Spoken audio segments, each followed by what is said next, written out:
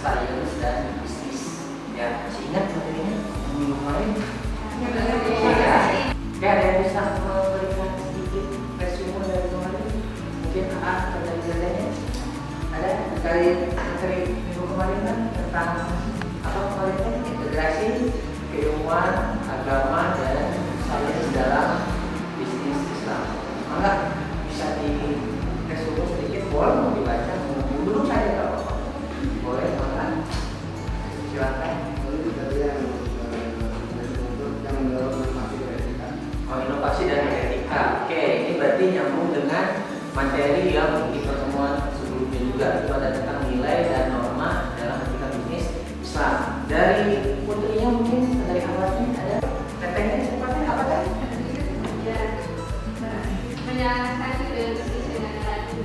Menjelaskan tujuan bisnis dengan nilai kehidupan. Jelas ya, bisnis punya tujuan, kehidupan kita punya tujuan. Jadi yang memang harus sinkron. Jangan sampai tujuan itu kemana, tujuan bisnis kemana. Itu biasanya nanti kita jadi motivasi nantinya. Oke, udah terbayang ya. Kita akan kembali lagi bangun tentang materi yang mana materi akan mendalami satu siklus dalam dunia kewirausahaan. Apa siklusnya? Itu adalah siklus ide dan peluang usaha. Di sini di dalam usaha itu berbeda dengan kita belajar. Sekalipun usaha ini bisa dipelajari, namanya kewirausahaan, keilmuan itu bisa dipelajari. Cuma ide dan peluang ini bagian yang tidak terpisahkan dari kehidupan kita. Karena biasanya ide itu akan berbicara sesuatu yang pernah kita alami, peluang akan berbicara sesuatu yang ada di kehidupan kita. Oke, kalau kita lihat di sini ya, yang harus kita lakukan untuk peluang kalian akan datang. Cuma peluang ini kita nggak tahu kalau datang. Oke, paham ya? Ini membuka dulu. Nah, secara tidak sadar, ilmu kalian ini harus bisa menjadi ide buat kalian. Apa sih yang ngebedain kalian kuliah dengan mereka yang nggak kuliah? Ya, sekarang kita dengar kok ada ucapan dari salah seorang pengusaha berhasil, namanya Pak Rusadino. Saya bilang, saya lulusan SD loh, bisa menjadi seorang wirausaha. Nah, terus kita yang S1. Dalam tanda kutip apakah kita disampaikan ya? Itu belum selesai sebenarnya pernyataan itu. Mereka saja yang lulusan SD bisa jadi karena keterbatasan ekonomi dan sebagainya, mereka hidupnya struggle, mereka hidupnya berkembang, mereka hidupnya tidak bergantung pada orang lain, akhirnya mereka mengembangkan diri. Nah, kita yang S1 sampai saat ini kan mungkin masih nyusahin orang tua, masih beban orang tua. Makanya ini harus kita ubah. Ini yang memang harusnya kita tenangkan, bagaimana ide ini bisa menjadi hal yang fundamental yang ada di dalam diri kalian. Keduanya, ide harus bisa menciptakan keunggulan kompetitif. Ada ide, ada peluang, ada persaingan. Keunggulan kompetitif ini yang harus kalian ubah. Nanti kalian lulus dari sini sebagai seorang ahli di bidang agama, bidang ekonomi dan seterusnya. Jadi memang harus jadi tantangan buat kalian bisa kalian bersaing dengan mereka yang dari kampus A, kampus B, kampus mana dan seterusnya. Belum lagi ya tadi saingan kita tidak hanya dari sarjana juga, yang dari lulusan sekolah SD mungkin menengah, atas dan seterusnya. Terus sumber ide bisa berasal dari perkembangan teknologi, perkembangan pasar atau inovasi konsumen yang muncul. Ini jadi bisa dalam diri, bisa juga nanti dari luar, atau di dalam sekitaran lingkungan kita. Itu yang perlu diharapkan dari sebuah. Nah, sekarang kita akan coba dalami konsep dasar dari arti ide dan peluang itu sendiri. Kalau kita bicara ide, maka ide ini akan bicara tentang untuk di atas. Sementara peluang ini adalah eksternal area kalian. Jika kalian punya ide, misalkan pengen bikin motor terbang, bisa nggak? Bisa. Cuman apakah peluang di luarnya mendukung? Mendukung. Banyak kok orang sekarang gabung macet pengennya terbang. Oke, manusia mendukung, masyarakat mendukung. Cuman bukan hanya manusia loh peluang itu. Kita bukan hanya menjawab manusia, kita kan bisa menjawab yang lain. Apakah infrastrukturnya mendukung juga? Kan kalau pesawat terbang kan ada lintasan dulu, terus ada jarak untuk terbang. Ini kalau kalian tiba-tiba macet terus motor itu terbang, gimana? Ya, ada kan mencelakakan, benar ya? Ya, jadi ada mencelakakan kita. Yang ada itu motor itu nanti yang akhirnya bukan yang menjadi masalah, malah jadi. Nah, itu bisa jadi peluang ini. Ya ibarat kalian menyusun makalah lah, makalahnya ada, judulnya bagus, tapi referensinya susah, bisa nggak dari tapi dari peluang ini muncul nanti namanya opsi. Opsinya apa? Oh, bukunya nggak ada, bisa lewat bisa lewat jurnal dan sebagainya. Ya tadi motor terbang misalkan sulit nih bikin motor terbang, ya kita bikin apa yang lain analisa.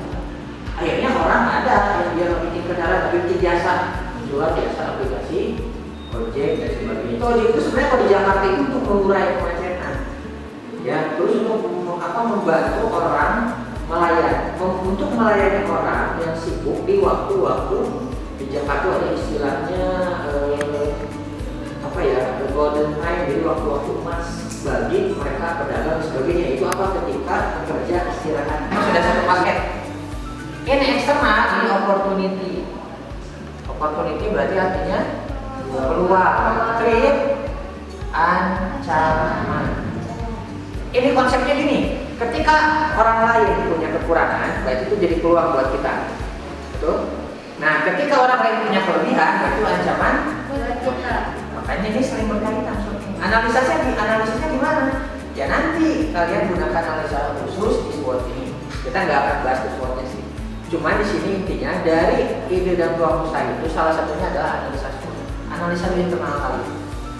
Ya, apa kelebihan kalian, apa kekurangan kalian, bagaimana integrasinya dengan produk kalian. Terus ini pikirkan juga nanti bagaimana peluang ancaman yang dijual dan sebagainya. Nah, setelah SWOT-nya selesai, masuk ke studi pasar. Ingat, kalau kita bicara produk, ya, kita bicara produk, jangan lupa produk ini akan selalu bersanding dengan yang namanya market. Produk ini bisa berbentuk barang, goods atau service. Apa bedanya? Masih ingat? Goods itu fisik, jual beli sepatu, jual beli baju, jual beli kerudung, itu fisik. Kalau service jual beli jasa. Kamu di sini kuliah jasa kan? Makanya nanti lulus jangan dibawa ya, kursi jangan dibawa. Kamu misalkan nanti kalau main ke hotel kemana aja, kalau kita bulan madu jadinya ke hotel, tong segala dibawa. Ya, tidak yang kamu boleh bawa apa? Yang difasilitasi hotel, nah biasanya. Tapi kalau semuanya sebagainya jangan dibawa. Batal apalagi termos listrik dibawa, jangan. Ya kenapa? Karena itu saya bagian dari market ini adalah pasar. Ya, pasarnya siapa ya? Nanti kalian analisis siapa menjadi target pasar kalian. Ya, secara ukuran, secara tempat tinggal, umur, usia dan sebagainya. Terus pasarnya mana, apa sebagainya. Nanti kalian analisa. Jadi ini produk dan market ini selalu akan bersaing, akan selalu berdampingan. Di mana ada produk, maka di situ harus ada market. Itu pun sebaliknya, di mana ada market, di situ harus ada produk. Terus dan meluas pasar penginapan di seluruh dunia. Jadi tidak harus ada modal. Contohnya Gojek aja. Gojek itu dari drivernya berapa ribu sih di Indonesia? Banyak. Tapi apakah dia punya motornya Gojek? Enggak kan? Motornya milik siapa? Gimana kalau Gojek ini harus sengaja beli motor? Oh, kosnya mahal banget. Dia harus nyiapin garasi untuk impor motornya di mana? Biasanya sekarang dibebankan oleh driver, makanya sebutnya driver bagi bukan pekerja, tapi dia orang. Nah, ini yang akhirnya driver menikmati fasilitas Gojek ketika ada aplikasi, kita penumpang menikmati fasilitas Gojek yang dibantu oleh driver seperti itu. Nah, kalau kalian lihat di sini, ini orang lagi nyewa, apa yang beda? Yang aneh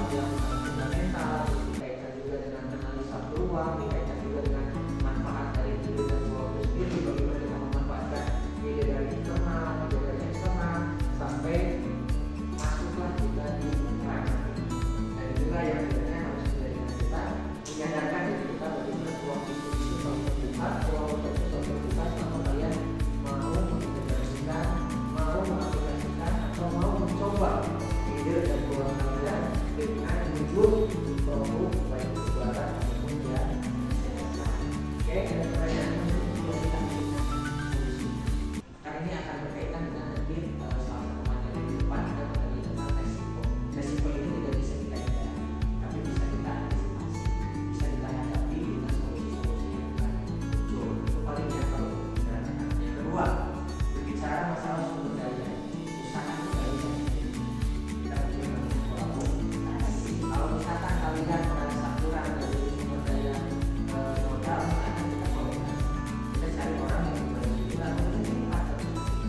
Ya, atau dengan jalan tadi, ya, yang mana sumber daya ini yang menjadi utama. Tapi yang jelas bagaimana kalian bisa memanfaatkan satu aspek di antara itu dalam kolaborasi. Ya, dulu ada orang usaha berbeda. Jadi dia bilang kolaborasi itu ibarat mereka. Ya, kita punya dari humor, lucu, tengah, manis, sedikit.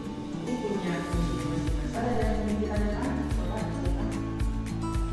Dari siapa? Ya, boleh.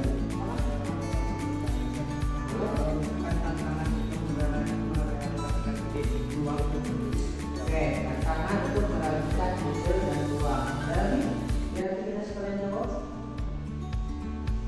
Dari katanya nanti. Boleh, bertanyakan dulu. Intinya ada, peluangnya ada, tapi masih keterbatasan Oke, jadi idenya ada, peluangnya ada, sumber daya yang terbatas. Oke, dua ya. Waktu kita nggak sampai dulu. Lihat soal pertama teman-teman.